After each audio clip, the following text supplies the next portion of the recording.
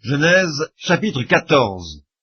Dans le temps d'Amraphel, roi de Shinéar, d'Arjoc, roi d'Élassar, de Kedorlaomer, roi d'Élam, et de Tidéal, roi de Gojim, il arriva qu'ils firent la guerre à Béra, roi de Sodome, à Birsha, roi de Gomorre, à Shinéab, roi d'Amda, à Sheméhéber, roi de Tseboïm, et au roi de Béla, qui est Tsoar. Ces derniers s'assemblèrent tous dans la vallée de Sidim, qui est la mer Salée. Pendant 12 ans, ils avaient été soumis à Kedorlaomer, et la 13e année, ils s'étaient révoltés. Mais la 14e année, Kedorlaomer et les rois qui étaient avec lui se mirent en marche, et ils bâtirent les Réphaïm à Ashterosh Karnaïm, les Uzim à Ham, les Émim à Chavé Kirjataïm, et les Horiens dans leurs montagnes de Séhir, jusqu'aux chaînes de Paran, qui est près du désert.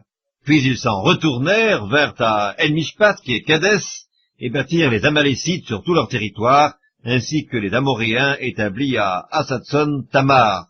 Alors s'avancèrent le roi de Sodome, le roi de Gomorre, le roi d'Amda, le roi de Tseboïm et le roi de Béla qui est Tsoar. Et ils se rangèrent en bataille contre eux, dans la vallée de Sidim, contre Kedorlaomer, roi d'Élam, Tidéal, roi de Gojim, Amraphel, roi de Shinéar, et Arjoc, roi d'Élassar, 4 rois contre 5. La vallée de Sidim était couverte de puits de bitume. Le roi de Sodome et celui de Gomorre prirent la fuite et y tombèrent. Le reste s'enfuit vers la montagne. Les vainqueurs enlevèrent toutes les richesses de Sodome et de Gomorre et toutes leurs provisions, et ils s'en allèrent. Ils enlevèrent aussi, avec ses biens, Lot, fils du frère d'Abram, qui demeurait à Sodome, et ils s'en allèrent. Un fuyard vint l'annoncer à Abram l'Hébreu. Celui-ci habitait parmi les chaînes de Mamré, l'Amoréen, frère d'Eshcol et frère d'Aner, qui avait fait alliance avec Abram.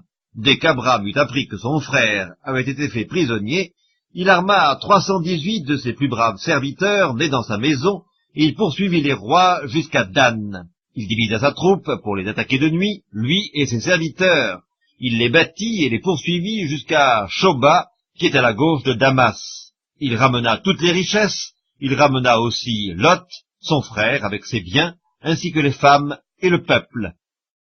Après qu'Abram fut revenu vainqueur de Kedorlaomer et des rois qui étaient avec lui, le roi de Sodome sortit à sa rencontre dans la vallée de Chavé, qui est la vallée du roi.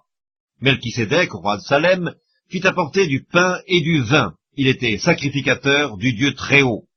Il bénit Abram et dit, « Béni soit Abram par le Dieu Très-Haut, maître du ciel et de la terre. Béni soit le Dieu Très-Haut qui a livré tes ennemis entre tes mains. » Et Abram lui donna la dîme de tout. Le roi de Sodome dit à Abram, « Donne-moi les personnes et prends pour toi les richesses. » Abram répondit au roi de Sodome, « Je lève la main vers l'Éternel, le Dieu Très-Haut, maître du ciel et de la terre. Je ne prendrai rien de tout ce qui est à toi, pas même un fil ni un cordon de soulier, afin que tu ne dises pas, j'ai enrichi Abram. Rien pour moi, seulement ce qu'ont mangé les jeunes gens et la part des hommes qui ont marché avec moi, Aner, Eshcol et Mamré, eux, ils prendront leur part. »